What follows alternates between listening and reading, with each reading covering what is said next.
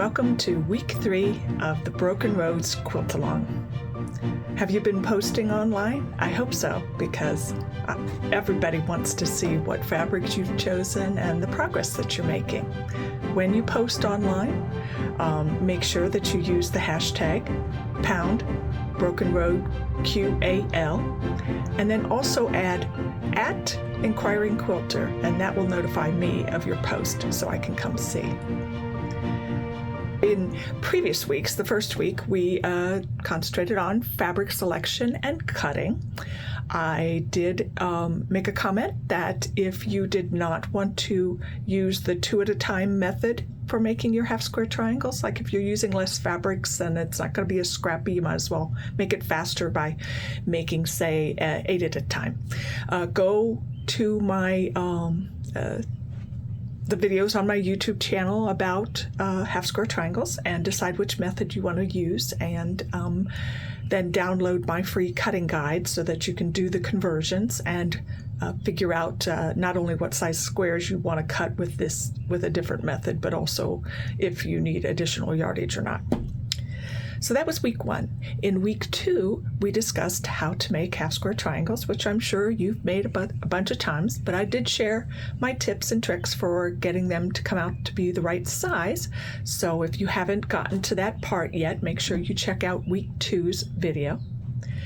This week, we're going to combine those half square triangles with some regular squares to create Unit 1 and Unit 2.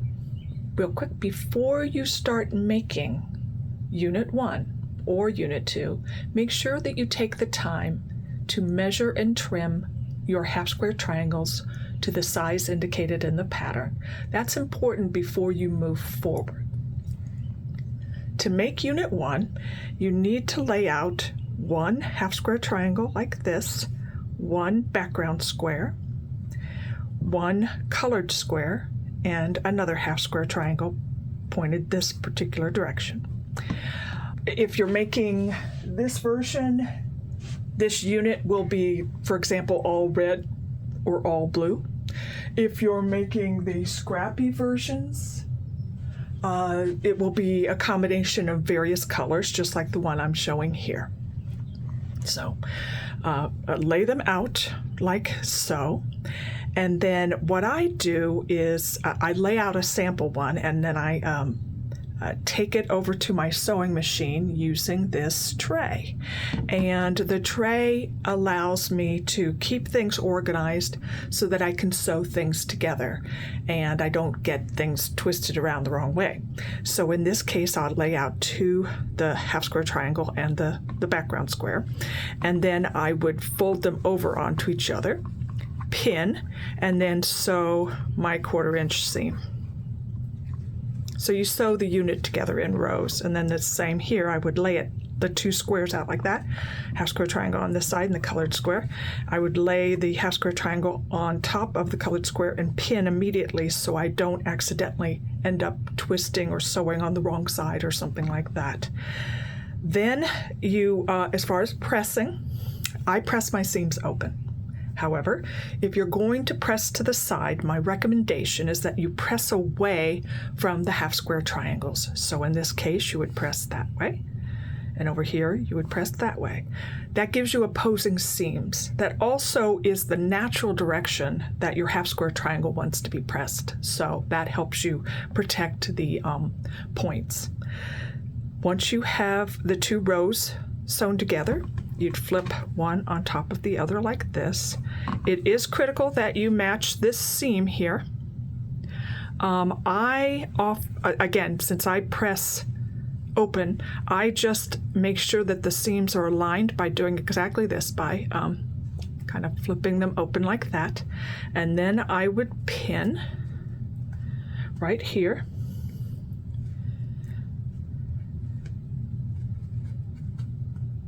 I pin on this edge.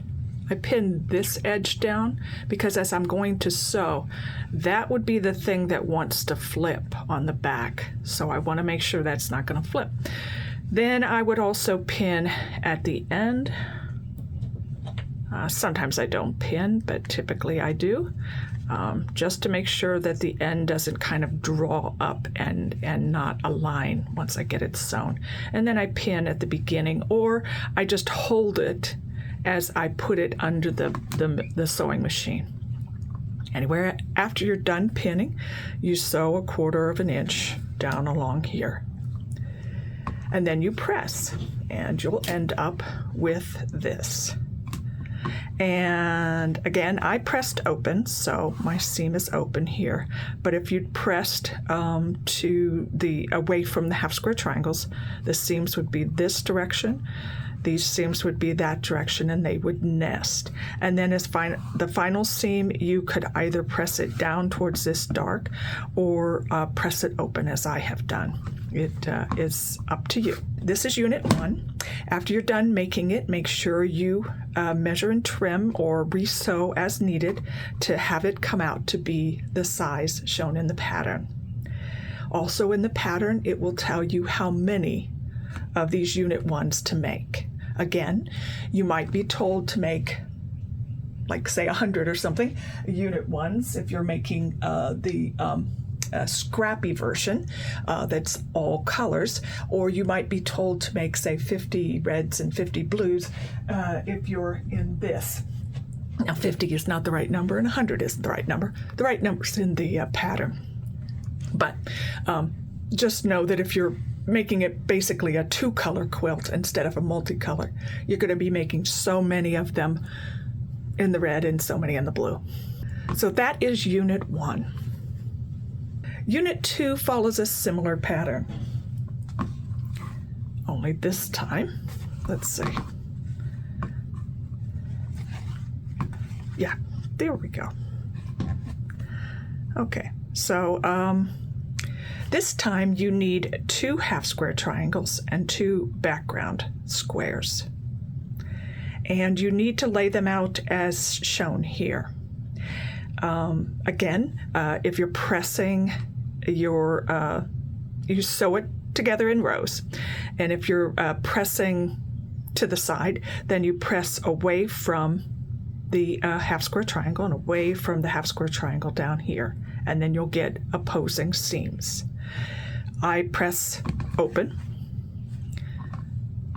So that's what I do. And when you're sewing, once you get the 2 rows together, you put them one on top of each other and you sew them together. And again, I'm going to pin by matching that seam right there. And then I just hold it in my hand while I pin.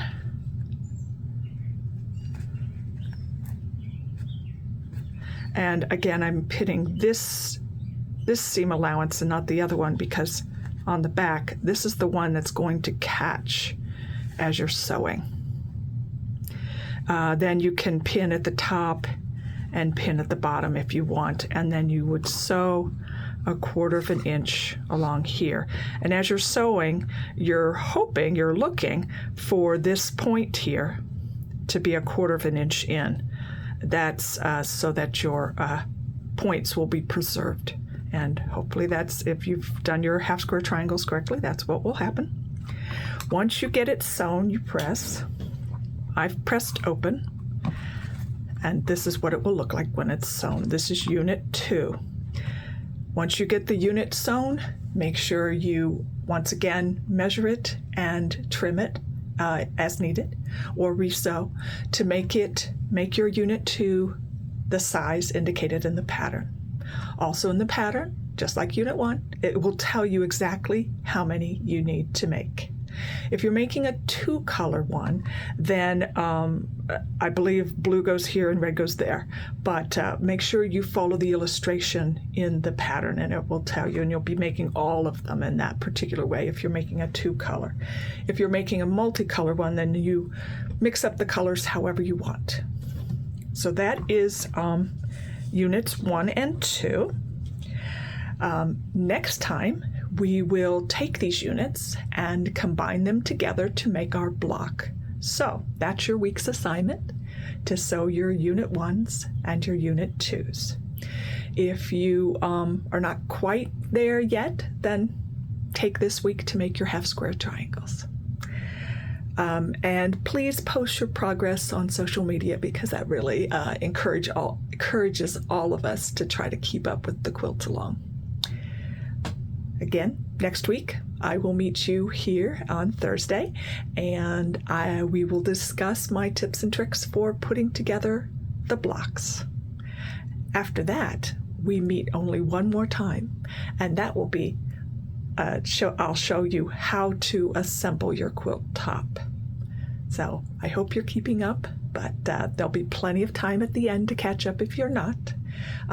If you have not yet started your Broken Road quilt and you want to quilt along, please do.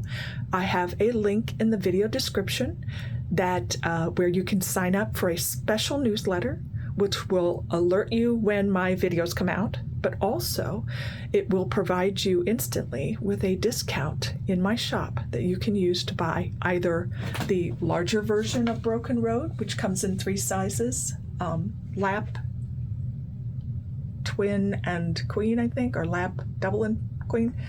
And then, or you could buy a Broken Road Mini, which comes in 2 sizes, a baby size and a wall size. So choose one or both Broken Road patterns, and you can save by signing up for the newsletter. Again, the link is below. Until next time, I wish you nothing but happy sewing, and we'll see you next Thursday as we come together to make our blocks. Bye.